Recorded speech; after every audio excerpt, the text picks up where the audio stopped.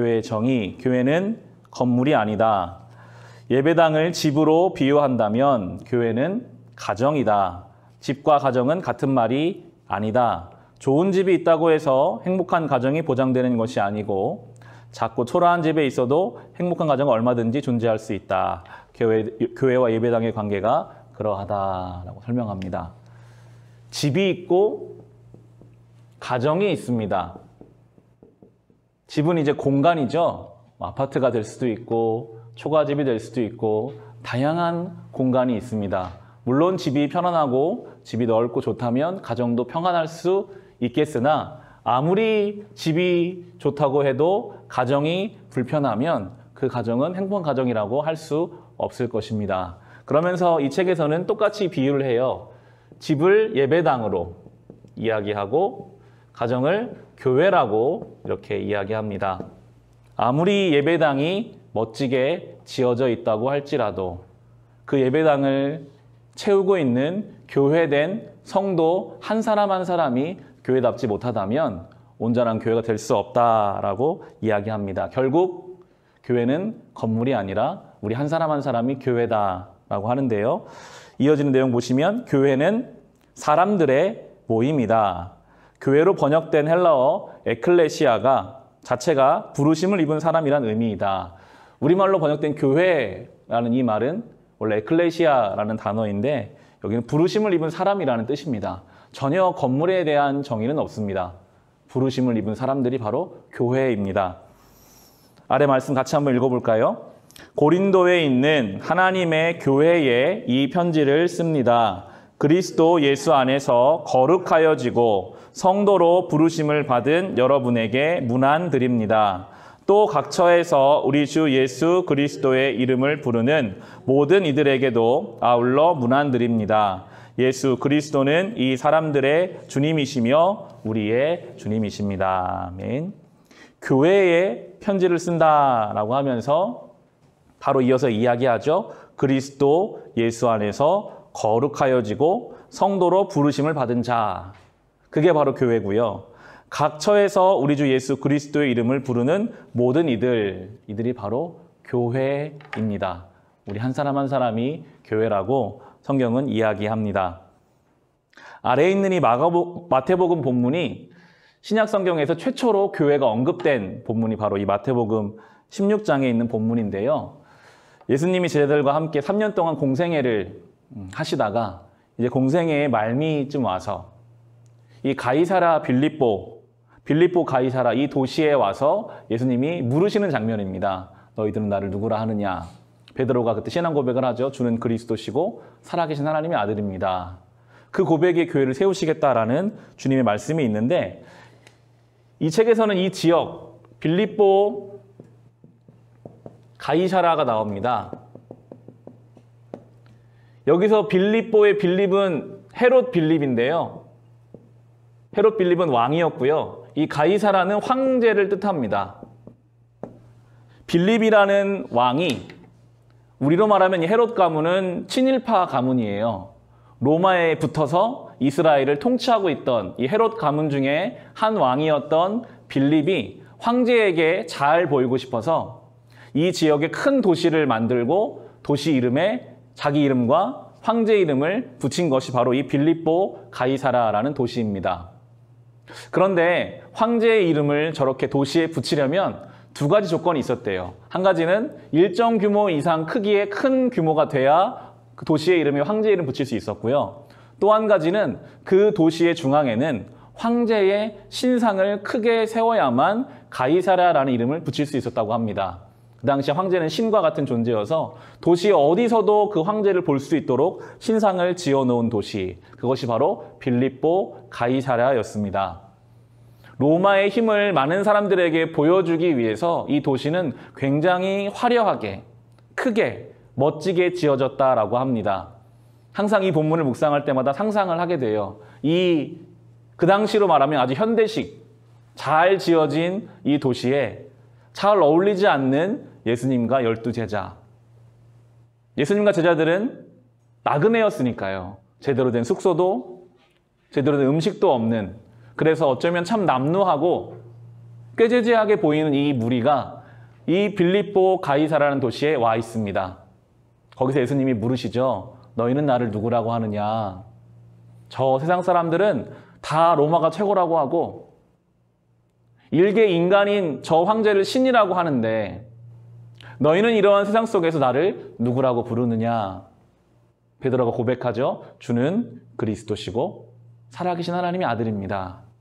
그 고백에는 저 황제보다 저 로마보다 나에게는 주님이 예수님이 나의 삶의 가장 중요한 분입니다. 라는 고백이 담겨 있습니다.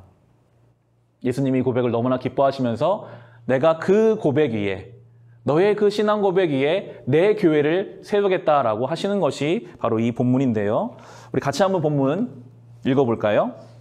예수께서 빌립보 가이사랴 지방에 이르러 제자들에게 물어 이르시되 사람들이 인자를 누구라 하느냐? 이르되 더러는 세례 요한, 더러는 엘리야, 어떤 이는 예레미야나 선지자 중에 하나라 하나이다. 이르시되 너희는 나를 누구라 하느냐? 시몬 베드로가 대답하여 이르되 주는 그리스도시요 살아계신 하나님의 아들이시니이다.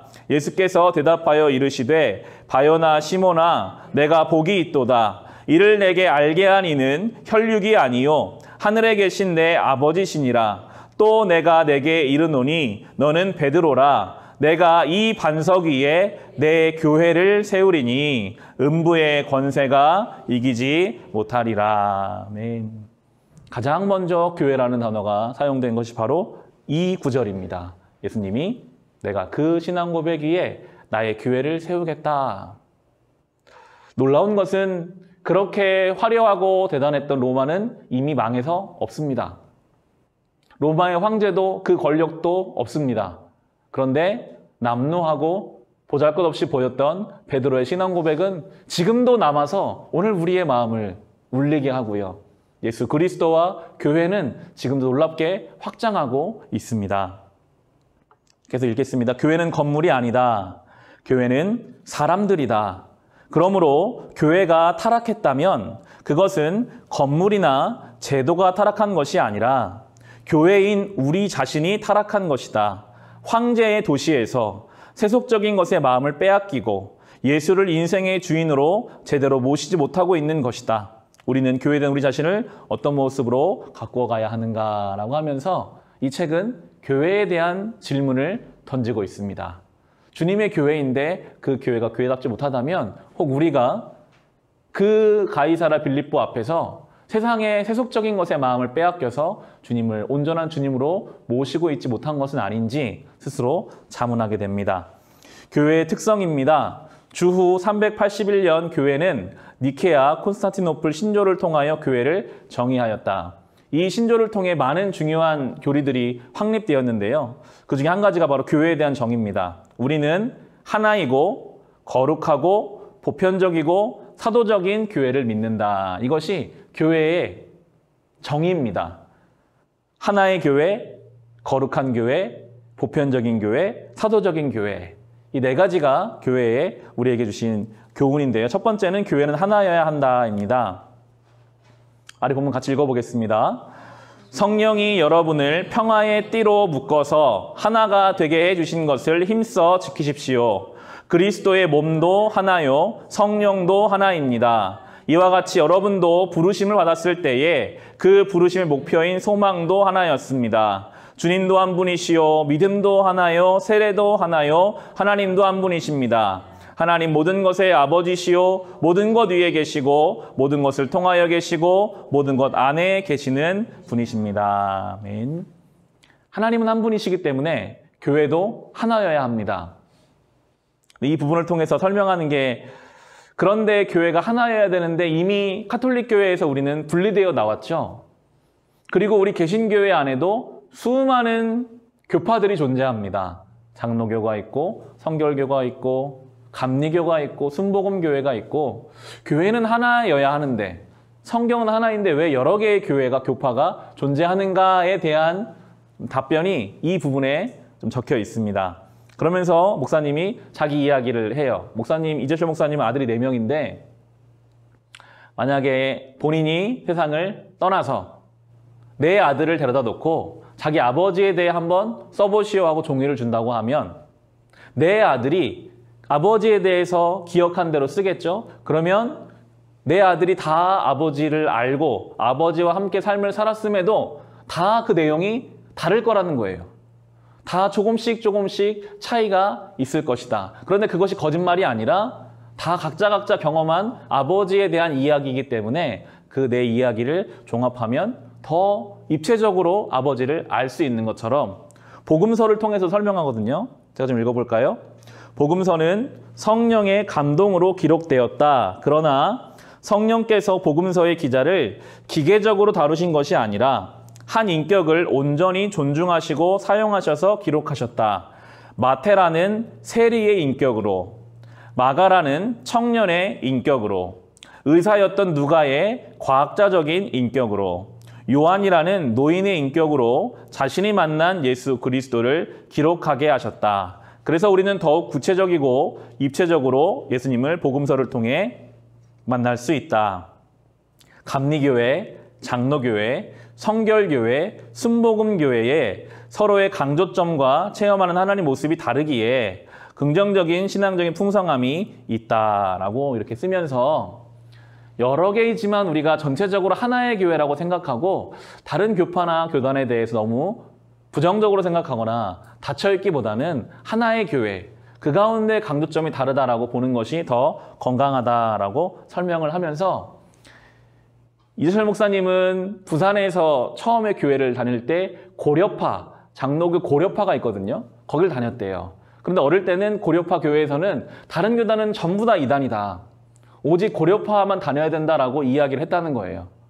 그러나 나중에 커서 서울에 와서 장로교 다른 교단을 다니게 되고 다니면서 이제 그것이 아니라라는 것을 깨닫게 되는 것을 보면서 우리는 크게 하나의 교단이기 때문에 하나의 교회이기 때문에 너무 다른 교단에 대해서 부정적으로 인식하기보다는 그렇게 하나의 교회를 만들어가는 거 좋다라고 그렇게 설명하고 있습니다. 교단에 대해서 이해하실 때 여러 다른 모양의 모습의 색깔이 다른 것이지 하나로 보는 게 좋다라고 보는 것이 우리에게 유익할 것 같습니다. 두 번째는 교회는 거룩해야 한다입니다.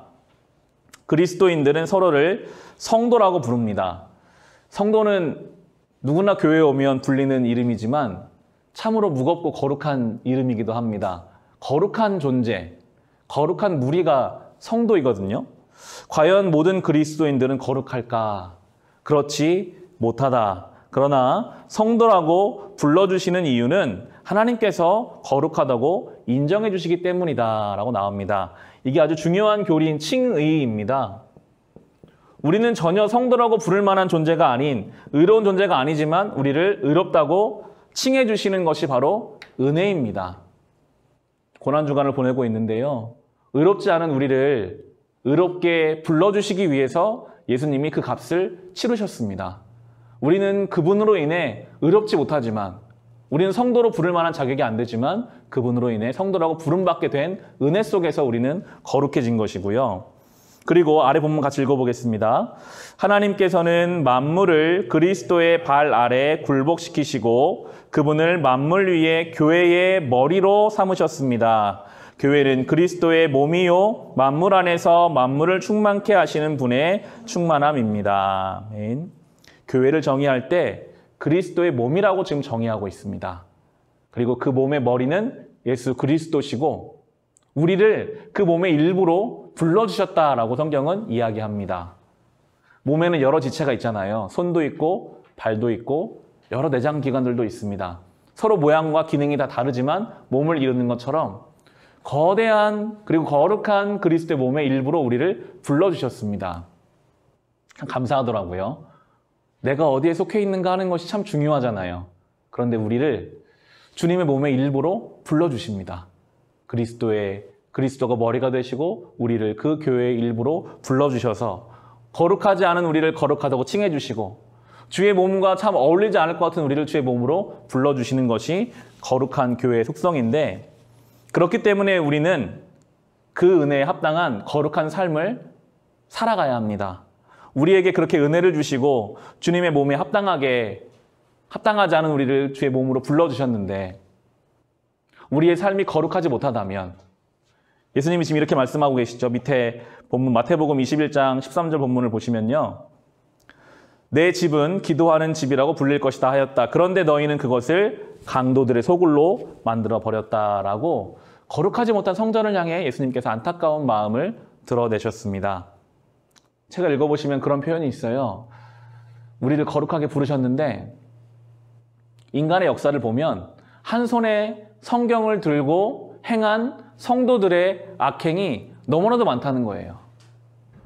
서구의 기독교가 일으켰던 십자군 전쟁부터 시작해서 많은 식민지를 억압하고 착취했던 일들, 그러나 늘 그들의 한쪽 손에는 성경이 있는 성도들임에도 불구하고 거룩함을 잃어버리고 욕심을 따라 산 너무나도 많은 악행들이 있었고, 그들만이 아니라 우리나라에서도 범죄를 저지른 많은 사람들 중에 보면 크리스천인 경우들도 많이 있음을 지적하면서 우리가 거룩한 교회로 살아야 함을 또한 강조하고 있습니다.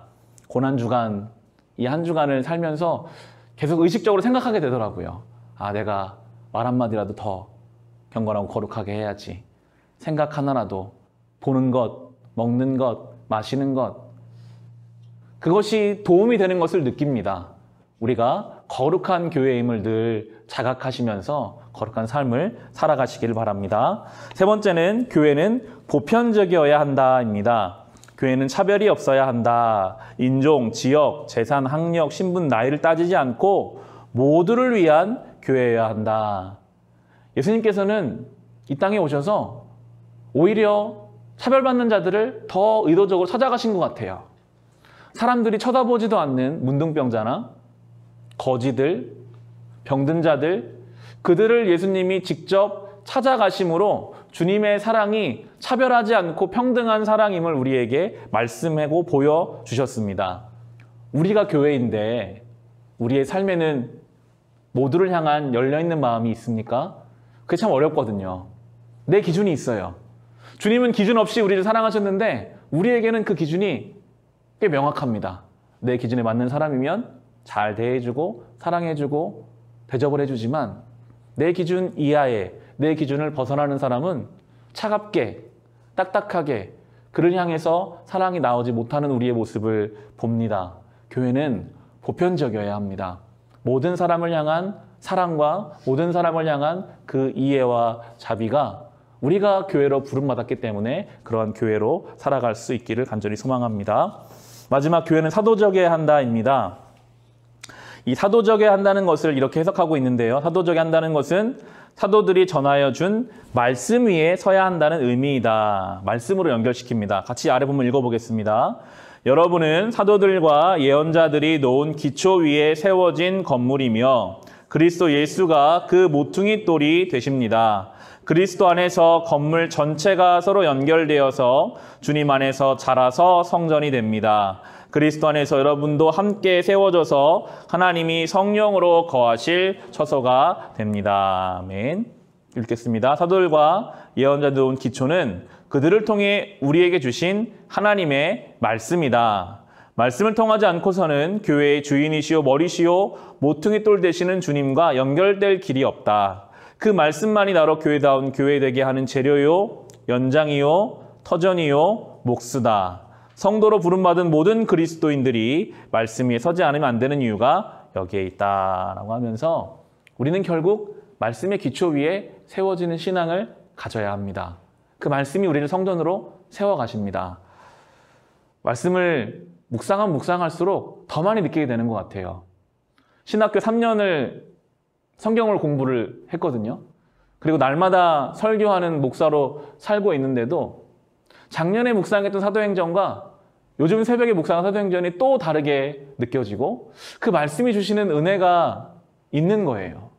그 말씀으로 나의 신앙이 조금씩 자라가게 되는 오늘 이 말씀처럼 그 말씀의 기초 위에서 우리가 주님과 함께 자라가는 것이 이 하나님 말씀으로 인해 우리에게 허락되는 은혜입니다. 말씀 위에 세워지는 신앙과 교회가 되어가야겠습니다. 교회의 사명과 에덴 동산을 이어지는 것으로 이제 결론이 나게 되는데요. 교회의 목적은 세상 사람들로 하여금 예수 그리스도를 믿게 하여 천국으로 인도하는 것이다. 천국은 죽음 이후에 가는 곳만을 의미하지 않는다. 우리는 예수 그리스도를 믿음으로 이미 구원을 얻었고 또 천국을 얻었다라고 하면서 천국은 죽음 후에 가는 어떤 장소적인 개념이 아니라 이미 우리에게 주어진 것이다. 예수님께서 이렇게 말씀하셨는데요. 아래 본문 보시면 같이 읽겠습니다. 그러나 내가 하나님의 성령을 힘입어 귀신을 쫓아내는 것이면 하나님의 나라가 이미 너희에게 임하였느니라. 아멘. 예수께서는 이미 하나님 나라가 임하였다라고 말씀하시면서 교회가 이미 우리에게 임한 하나님의 나라를 이 땅에 구현해야 한다. 우리의 가정과 일터, 이 사회를 천국으로 일구어 가야 한다. 그것이 교회의 사명이고 목적이다. 하나님 나라를 우리 가정에, 우리의 일상 속에 어떻게 이루어갈 수 있을까? 하나님 나라라는 말은 익숙하지만 잘 잡히지가 않아요. 우리 세상 나라에 익숙하니까요. 하나님 나라가 이 땅에 이루어졌던 적이 있는데 그것이 바로 에덴 동산이었습니다. 그것이 우리에게 주신 하나님 나라의 모형입니다. 그래서 에덴 동산을 묵상함으로 우리는 우리가 지향하는 하나님 나라를 알 수 있다라고 이제 설명해 나가는데요. 창세기 2장에 에덴 동산이 나옵니다. 에덴 동산의 특징이 하나 있다면 이 에덴 동산으로부터 사방으로 강줄기가 흘러나가요. 이것이 에덴 동산을 설명하는 여러 특징 중에 한 가지입니다. 지금도 그렇지만 그 당시에 강은 생명이었습니다. 강이 흐르는 곳을 따라 문명이 발달했고 강이 흐르는 곳을 따라 사람들이 먹고 살 수 있었습니다. 강은, 물은 생명이고 결국 이 목사님께서는 사랑으로까지 연결시키는데요. 첫째, 에덴은 강이 시작되는 곳이었다라고 하면서 물의 특징을 이야기합니다. 물은 생명이다. 물은 자신을 소멸시킴으로 사람에게 생명을 준다. 자신이 더러워짐으로 사람의 더러움을 깨끗하게 씻어준다라고 하면서 이 물의 속성이 희생적이고 책을 읽어보시면 그것을 어머니의 사랑과도 연결시켜요.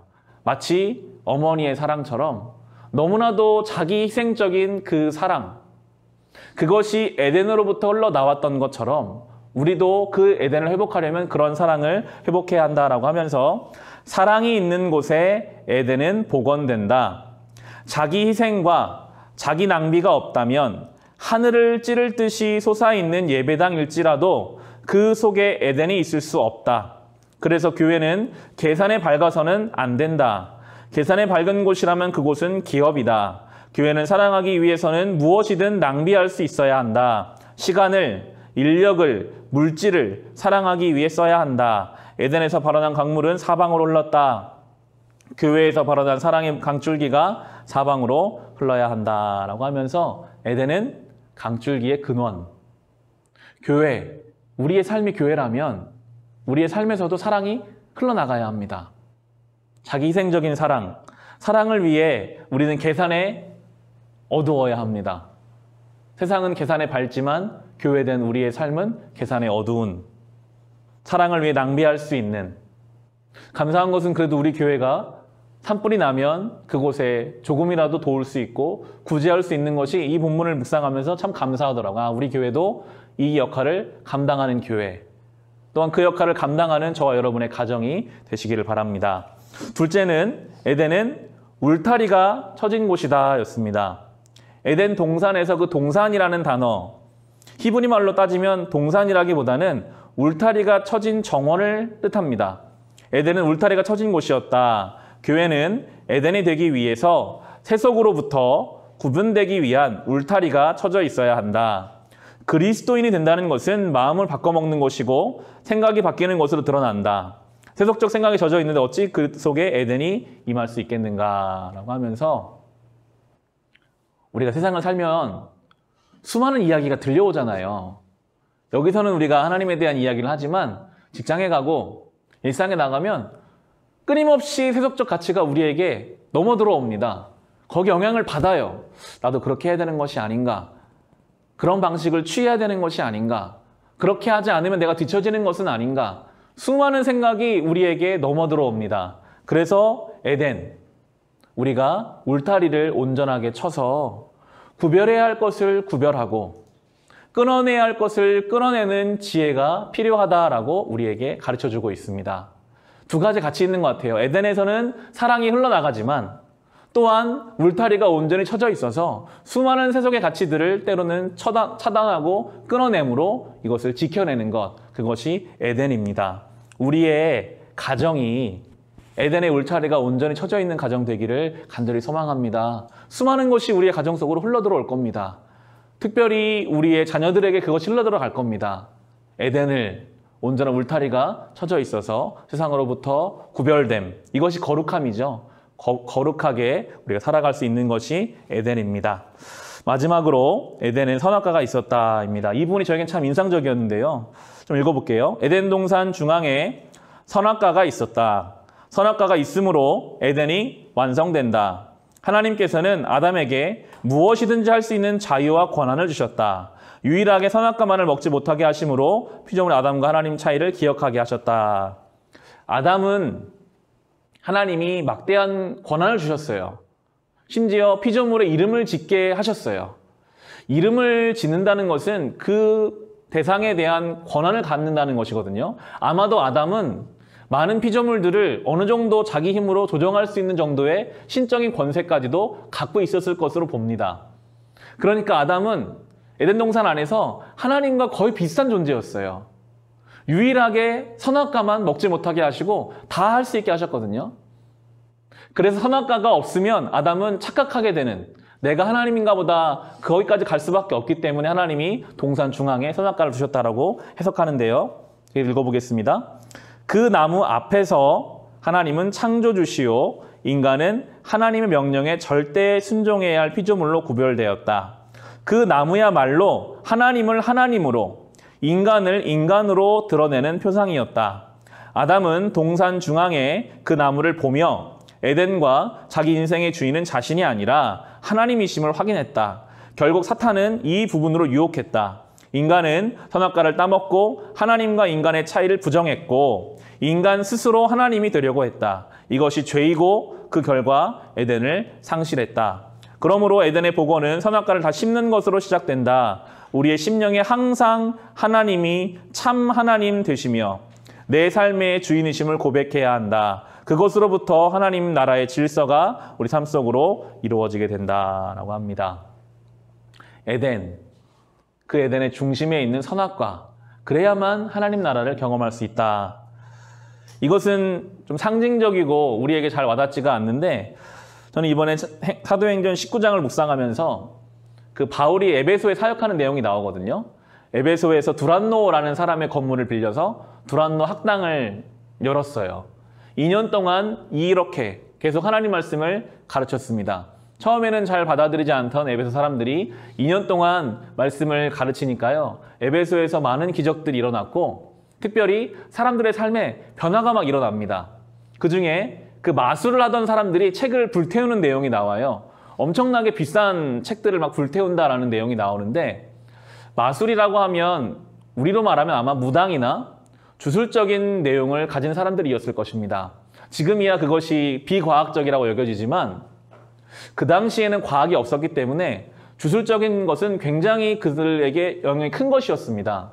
사실 지금도 사람들이 이사 갈 때 믿지 않는 사람들은 그 날짜를 피해서 가잖아요. 혹시 안 좋은 일이 생길까 두려운 마음이 생길 만큼 그들에게 아직까지 남아있는데, 그 당시에는 어떤 신에게 잘못 보여서 우리 가정에 병이 생겼나 보다, 그러면 그것들을 치료하기에 막 다니는 만큼 사람들이 주술적인 것에 매여 있었는데, 바울이 와서 하나님에 대해서 가르치니까, 하나님에 대해서 경험하니까 그들의 삶에 이 선악과가 세워진 거죠. 하나님이 그 인생의 중심의 자리를 잡으시니까 모든 삶이 질서가 달라져요. 아, 이 주술적인 것은 필요 없는 것이구나 하는 것을 깨닫게 되고 다 불태우게 됩니다. 우리의 인생이 이렇게 있다고 하면 그 중심에 주님이 들어가시면 이 주님을 중심으로 모든 것이 다 자리를 새로 잡게 되는 것이죠. 그것이 바로 에덴입니다. 저희가 7월에 이제 출산 예정을 하고 있거든요. 아이들이 태어나면 집안 구조를 바꿔야겠더라고요. 지금은 책상도 거실에 있고 여러 가지 아이들이 태어나면 머리에 부딪힐 것이 많이 있으니까, 만약에 그 아이들이 태어나면 일단 집안의 모든 구조도 다 바뀔 것이고 저희의 삶의 패턴도 다 바뀔 거예요. 마치 그것과 비슷한 것 같아요. 주님이 우리의 삶의 중심의 자리를 잡으시면 주님으로 인해 필요 없는 것들을 다 불태울 수 있습니다. 주님으로 인해 모든 것이 다 재편되게 됩니다. 그것이 에덴의 회복이고 그것이 교회된 성도의 삶임을 오늘 우리에게 말씀해 주고 있습니다. 오늘 이 교회란 이 부분을 준비하면서 우리 교회 그리고 우리 교회를 이루는 성도 한 사람 한 사람이 주님이 기뻐하시는 교회로 그렇게 세워져 가기를 기도하고 소망하게 되었습니다. 간절히 바라기는 이렇게 교회된 삶을 에덴을 회복하는 삶을 하나님이 기뻐하시는 온전한 교회된 삶을 살아갈 수 있으시기를 우리 주님의 이름으로 축원합니다.